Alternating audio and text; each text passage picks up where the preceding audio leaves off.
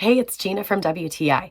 I've been waxing at home for at least 25 years, and I have never tried out a hard wax bead set before. This set from Kotamu has really taken the guesswork out of where even to start. One thing I love about it is that it is so much cleaner than using a traditional waxing set. I'm a super messy waxer. I get wax everywhere, and then it is such a pain to clean up.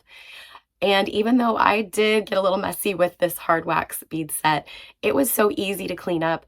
Once it dried, I just simply scraped it off with my fingernail on the outside of the warmer. The other thing that's great about it is that it really works. You can see the root of the hair in the wax, and that tells me it's all getting pulled out, which is exactly what I want.